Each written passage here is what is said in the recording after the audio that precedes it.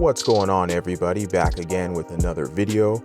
And for this video, I'm gonna talk about a picture that I shared on one of my social media platforms and a lot of controversy that occurred from this image that I shared. So let's get right into it. So this is the image that I shared on my personal Facebook page, and this image here, it garnered a lot of attention, a lot of interesting reactions, and I kind of suspected that I'd get some of these reactions that I got, and that was pretty much the whole kind of purpose of sharing it, right? To not really stir up controversy per se, but to have the honest and open dialogue and to get these different viewpoints that are not exactly congruent with mine. But obviously, you know, with social media, the most beneficial part is that you can have a difference of opinion and this kind of open debate in this international playing field, right? With this internet, we're connected with people around the world. And of course, I did have people from other parts of the world, like a gentleman in Ghana, lady and a gentleman in Brazil. So it's, and in Europe, obviously UK people. So this is essentially, and all over America, like I said, essentially it's a kind of global discussion being had around this central image. Very interesting.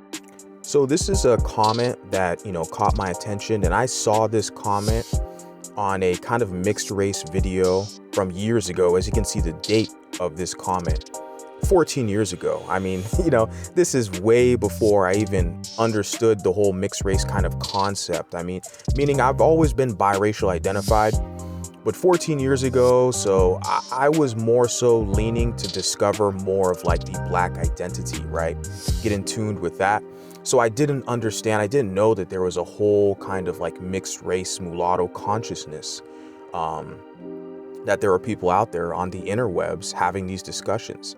And of course, you can kind of see here, the name of this channel is Mulatto Diaries. Now, I believe they have a few videos up, but it's kind of an outdated channel. But this comment, as you can see, I liked it. It definitely caught my attention. So reading it, it says, when discussing being mixed, I have never had a white person tell me, quote, there is no such thing as biracial. You are self-hating / everyone is mixed, get over it, unquote.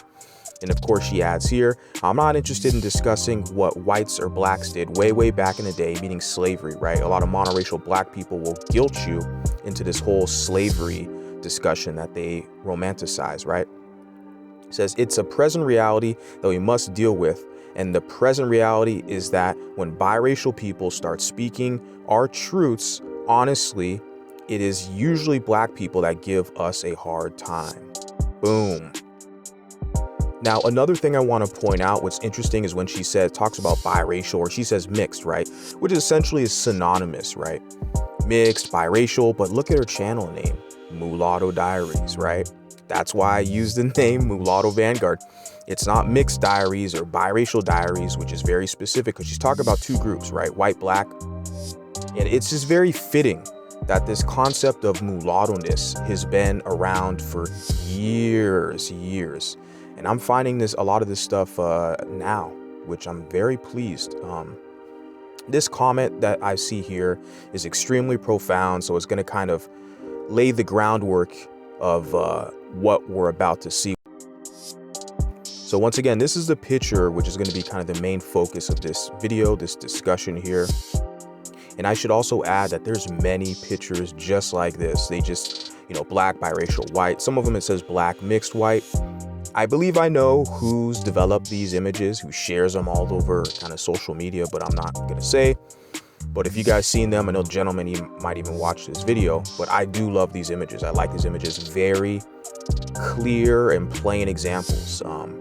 But there's a lot of these images out there, right? Usually the images, the faces are switched out, but the same message. There's a clear distinction, black, biracial, white, clear difference.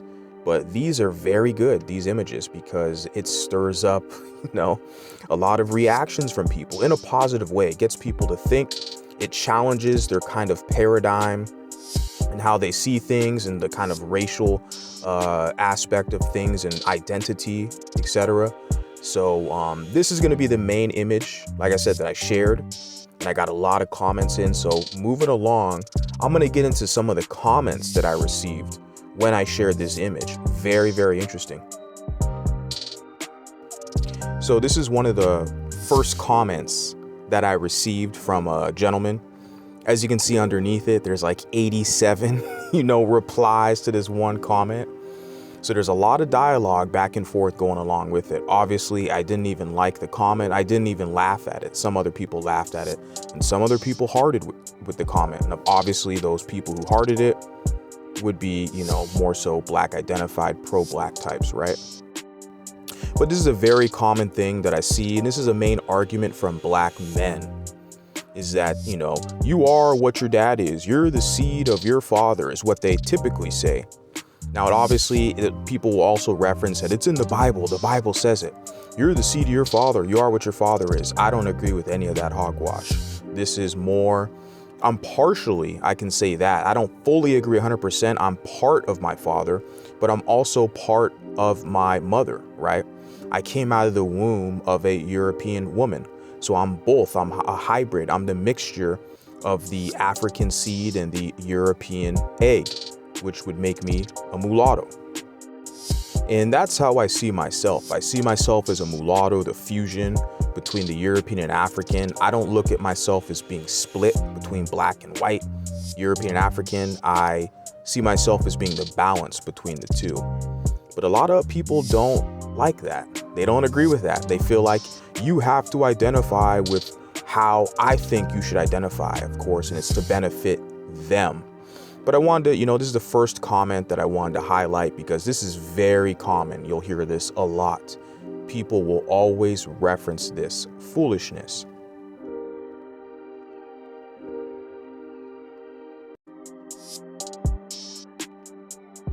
So another comment that I received here, this is actually underneath. This is one of the replies to the previous comment that I shared. Reading this, it says, race is a socially constructed ideology. You can identify racially. It's a man-made class structure. Genetics isn't an identity, it's science. Which I find this comment to be pretty interesting.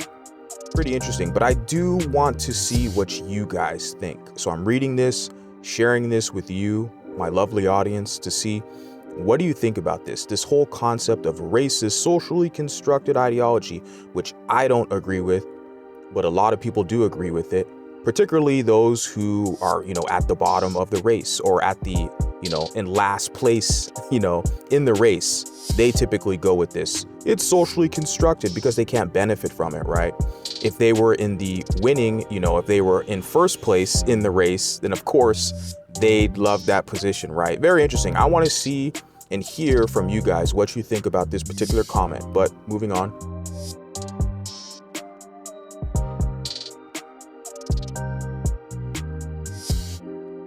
So we have a pretty interesting comment here. It reads, according to your standard of, quote, Black, none of us American Black people are eligible. We all have a white man's genes. So then we all biracial? ?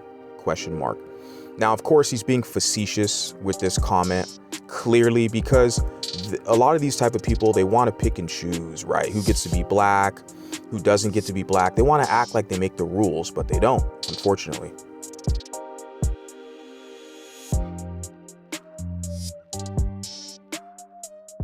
So this is one of the major comments that stuck out. And of course it reads, the United States doesn't care.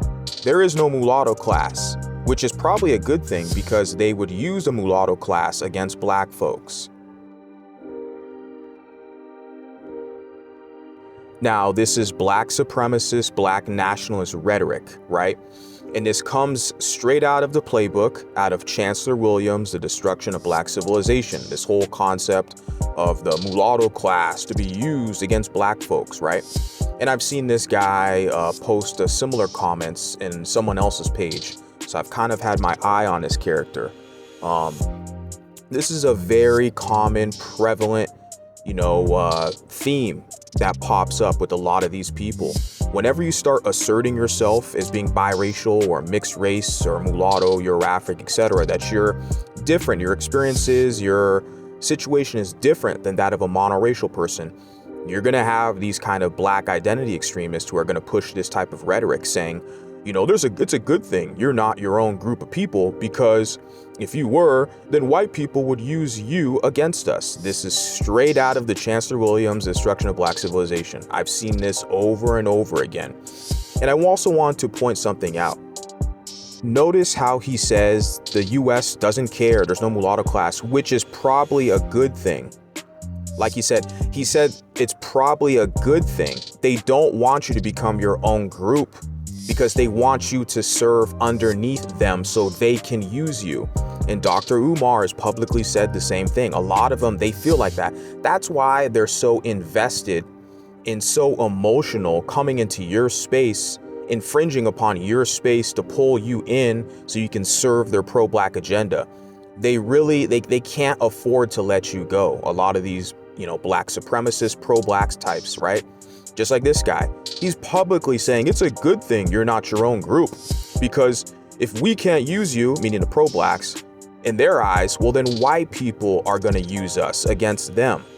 So these pro-blacks, black supremacists, black nationalists, etc., black identity extremist types, they look at you as if you're not even your own group. You're not even your own being, your own person with their own agenda. They literally look at you as if you are a utility. You're here to be used to serve their pro-black, black supremacist agenda. And if you if you don't accept that position as a subordinate serving them, what are they going to do? They're basically going to say you're racist, you're anti-black, and then white people are going to use you against, them. My whole position is with this channel, with other mulattoes, people who are similar to me, who follow me and who sympathize with me, we want our own spaces. And we're not going to apologize and we're not going to ask. We're just going to simply do. And you can stay mad and stay hating and crying. But when I see comments like this that's on the screen, it's my duty to report it and to show the public.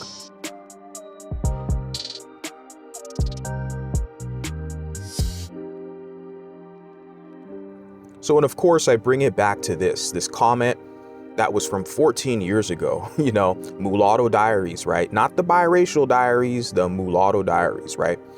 Bring it back to this comment. When discussing being mixed, I have never had a white person tell me, quote, there is no such thing as biracial, you are self-hating, everyone is mixed, get over it, end quote. I'm not interested in discussing what whites or blacks did way, way, way back in the day, right? Slavery. It's the present reality that we must deal with. And the present reality is that when biracial people start speaking our truths, honestly, it is usually black people that give us a hard time. And that right there, my friends, is pure facts, as I've demonstrated with my own social media posts, my own kind of experimentation. More than not, about over 90+% of the time, it's going to be black people who have a hard time. They can't afford to let you go. They can't afford to let you go. They need somebody to help them. Unfortunately, I'm one of the guys, I can't do it. Not for free. Sorry.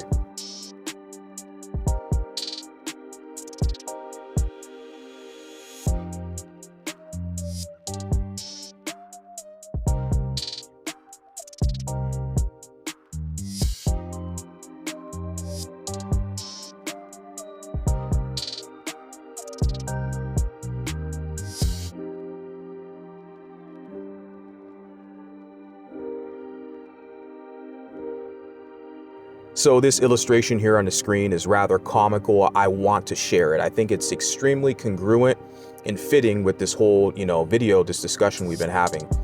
And a shout out to EU, which is Exoticals United. I first saw this in a picture from her. She shared it on her YouTube page. I love this one, so I'm sharing it here. You can read it. It says here, "You do not fit in here." And of course, it's like, okay, well, we will make our own place. We create our own spaces. Then what do? They start, running around and, trying to sneak in and peek where you're at. And it's like, why are you excluding us? We're all mixed. And we're like, oh shit, oh no, they found us. And then we let them into our space. And then what do? They tell us, you do not fit in here. You're a featurist, you're a texturist, you're a colorist, you're anti-black racist. You brought them all into your damn space. And now they're trying to outgroup your ass from your own space that you created.